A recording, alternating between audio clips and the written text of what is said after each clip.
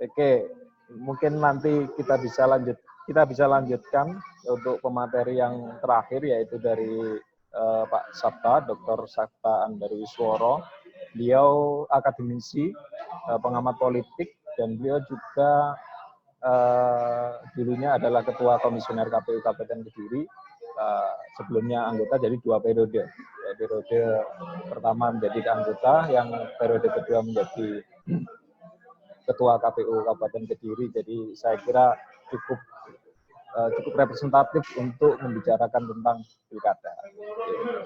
Saya persilakan kepada Mas Sabta untuk menyampaikan materinya.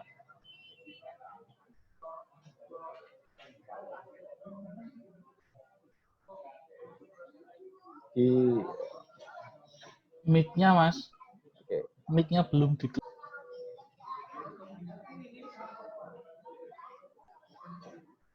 unmute, Mas. Ya. Mohon maaf, saya ulangi lagi. Ya, Assalamualaikum warahmatullahi wabarakatuh. Selamat malam. Yang kami hormati, ini khususan buat beli Iwaraka. Kenalkan, Sabta Andarwisworo.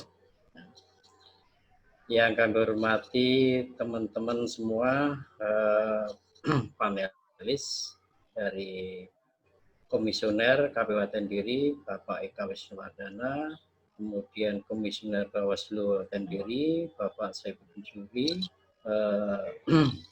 ini rekan kami dari jurnalis Tempo, Mas Hari TW. Ya, kebetulan tadi saya dititipin pesan salam dari Mas Nedi ya. Dan tentunya tidak lupa seluruh peserta diskusi pada malam hari ini yang tidak bisa kami sebutkan satu persatu.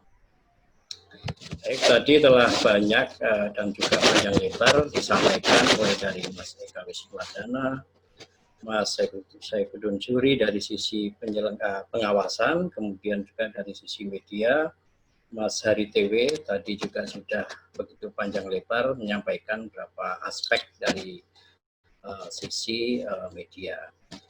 Nah, tentunya sebelum kami menyampaikan ada bahwa pelaksanaan penyelenggaraan untuk tahap lanjutan pelaksanaan pilkada tahun 2020 ini adalah terkait dengan Perpu nomor 2 tahun 2020 tentang perubahan ketiga atas Undang-Undang nomor 1 tahun 2015 tentang penetapan peraturan pemerintah pengganti Undang-Undang nomor 1 tahun 2014 tentang pemilihan gubernur, bupati, dan wali kota menjadi undang-undang.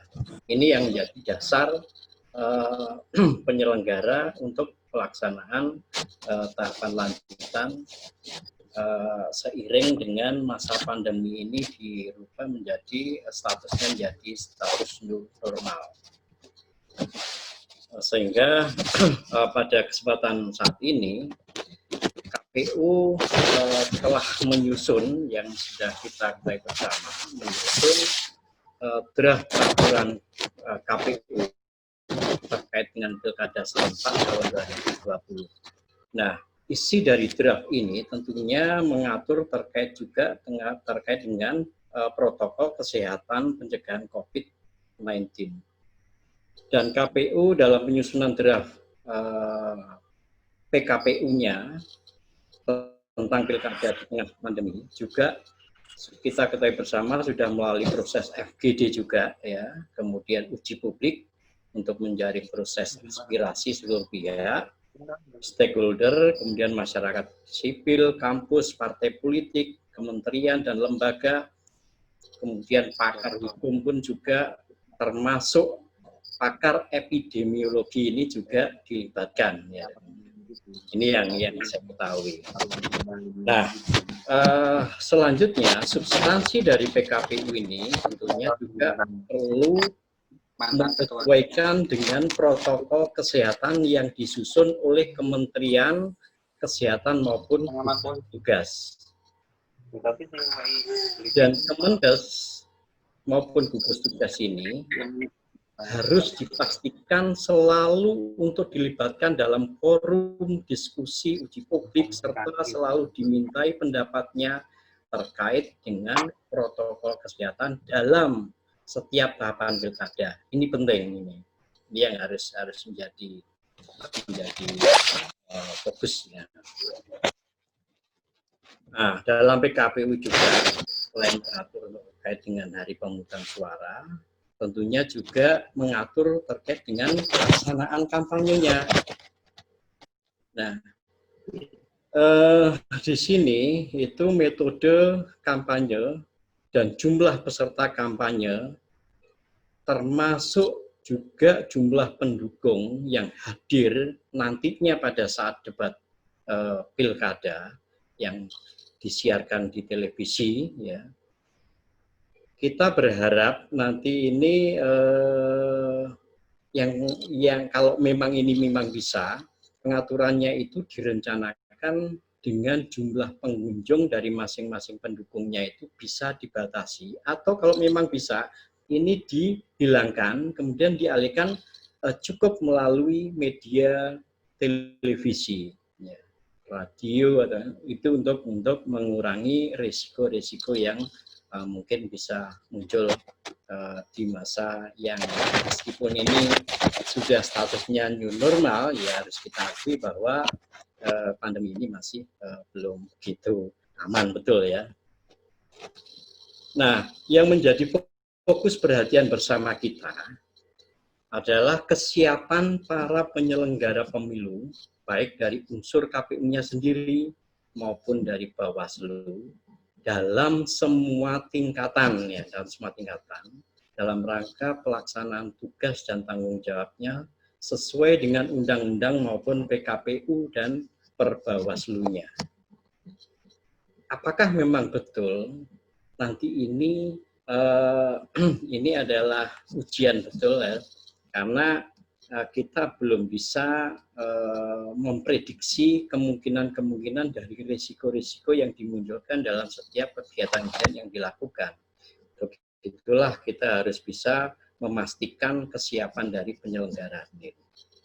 Nah, selain itu, dukungan dari pemerintah daerah dalam pelaksanaan pilkada dengan protokol kesehatan sangatlah diperlukan, ya, seperti contohnya penyediaan APD, hand sanitizer, kemudian masker, desinfektan, sarung tangan, ambulan, termasuk juga gedung, ya, yang tentunya ini perlu dipinjamkan juga agar penyelenggaraan pilkada bisa berjalan lancar. Tadi juga disinggung sudah memproyeksikan untuk kebutuhan hazmat, ya, bukan hazmat. Nah, ini saya rasa ini juga bagus. Hal ini tentunya juga akan berimbas pada penyediaan alokasi tambahan anggaran pilkada dalam pemenuhan kebutuhan peralatan sesuai dengan protokol kesehatan, dan imbas dari pandemi ini juga tentunya mengasih juga sudah menyampaikan penambahan TPS akan berimbas pula pada penambahan petugas tingkat KPPS yang tentunya juga perlu dialokasikan juga tambahan alokasi anggaran. Nah, ini luar biasa juga. Nah, pertanyaannya nanti, apakah kemudian pihak pemerintah daerah setempat itu akan betul-betul siap dan mempersiapkan kebutuhan, ya, bukan permintaan, ya, untuk minta, ya, KPU, tapi kebutuhan yang memang harus standar dari pelaksanaan penyelenggaraan ini supaya bisa berjalan, ini bisa dicukupi permasalahan itu. Tapi kalau memang kemudian KPU melalui anggaran APBN-nya nanti ini bisa menopang atau mensupport, saya rasa hal ini nanti bisa permasalahan ini bisa tercover lah. Nah, selanjutnya dengan tetap digelarnya pesta demokrasi ini, tentunya di lain sisi ini kan kita berharap dengan pelaksanaan pesta demokrasi pilkada ini akan melahirkan kepala daerah definitif, ya, kalau kemudian seandainya kita berpolemik terus, banyak yang menentang, wah masih musim pandemi ini KPU ngotot mau melaksanakan, tapi di lain sisi kalau kita tidak melaksanakan sesuai dengan apa yang sudah tindak lanjut dari Perpu ini, KPU bersama Bawaslu dan pemerintah, DPR RI, Komisi 2 sudah menyepakati untuk pelaksanaan tahapan lanjutan bahwa pemungutan akan dilaksanakan 9 Desember. Tentunya nanti ini akan berimbas pada status kepala daerah. Kepala daerahnya nanti ini akan statusnya PLT. Nah, kalau PLT ini agak repot juga. Jadi harapannya dengan tetap digelarnya pesta demokrasi ini kita bisa melahirkan kepala daerah yang definitif. Nah, kepala daerah yang definitif ini penting untuk menghindari pemerintahan dengan status kepala daerah yang PLT. Nah, kepala daerah yang PLT ini dikhawatirkan tidak bisa mengambil langkah-langkah tertentu yang strategis dan vital di dalam pemerintahan sehari-hari. Apalagi kondisi saat ini tengah terjadi pandemi COVID-19 yang juga belum bisa kita prediksikan sampai kapan ini akan berakhir. Kemudian pelaksanaan pilkada yang Kediri ini tentunya harus bisa memberikan satu pendidikan politik yang lebih baik. Nah, kalau hal ini tentunya juga dukungan dan peran dari teman-teman media sangat membantu, ya sangat memberikan satu nuansa yang baik pada pendidikan politik bagi masyarakat khususnya di wilayah Kabupaten Kediri. Sehingga peran serta dan dukungan dari seluruh elemen masyarakat ini sangat dibutuhkan dalam kesuksesan penyelenggaraan pemilihan Bupati dan Wakil Bupati Kediri tahun 2020. Dan harapannya ini tentunya selain masalah protokol kesehatan tadi fokusnya, itu jangan lupa bahwa kualitas penyelenggaraan ini juga akan dilihat dari tingkat partisipasi masyarakat. Ini yang menjadi satu tantangan. Yang pernah saya dapatkan informasi telah dilakukan polling atau jajak pendapat terkait dengan tingkat partisipasi masyarakat dalam kondisi pandemi ini. Nah, dalam polling itu diketahui perolehannya untuk masyarakat yang ingin tetap memberikan hak suaranya itu sekitar 60%. Nah, pertanyaannya begini, polling itu kan harus apakah memang sudah dilakukan dengan teknis yang betul-betul sesuai dengan standar yang ada, kemudian metodenya bagaimana, dan akurasi dari hasil polling tersebut itu yang masih menjadi catatan. Tapi setidaknya di sini harus kita pastikan bahwa kualitas penyelenggaraan ini diiringi juga dengan kenaikan dari tingkat partisipasi masyarakat dalam pilkada. Nah, ini yang saran saya yang paling vital dalam pelaksanaan Pilkada 2020 khususnya bagi teman-teman baik dari unsur KPU maupun Bawaslu. Pelaksanaan dengan penerapan protokol kesehatan COVID-19 secara ketat ini diharapkan dalam proses penyelenggaraan ini baik unsur KPU maupun Bawaslu melakukan 3 hal ini. Sosialisasi, edukasi, dan simulasi ya, sebelum pelaksanaan pilkada ini diselenggarakan. Bukan hanya sebelum pilkada diselenggarakan, dalam semua tingkat dalam setiap tahapan yang akan dilakukan, ini tetap perlu dilakukan sosialisasi, edukasi, dan simulasi, baik pada penyelenggaranya sendiri maupun pada masyarakat. Karena di sini ini sangat penting. Kita kan belum tahu secara teknis sudah diatur sedemikian rupa, PKPU sudah mengatur teknisnya sedemikian rupa, akan tetapi masyarakat ini itu kan juga dalam situasi seperti ini aja untuk mendatangi, apalagi untuk mendatangi satu kegiatan yang sosialisasi yang dilakukan itu, belum tentu ada yang berani mau datang. Nah, untuk itulah ini menjadi suatu tantangan, makanya saya menekankan di sini sosialisasi, edukasi, dan simulasi itu sangat penting dilakukan berdasarkan kajian yang dimulai dengan prakondisi untuk seluruh daerah yang terlibat, baik petugas lapangan maupun masyarakat, hingga paling tidak di tingkat RT RW agar mereka dapat memahami. Karena polanya nanti mungkin kan berubah. PPDB pun juga bukan door to door, akan melibatkan RT RW-nya di sini. Nah, ini kan harus diberikan satu sosialisasi dan edukasinya.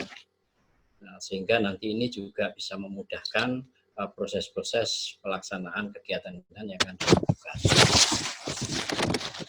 Nah, itu beberapa hal yang tentunya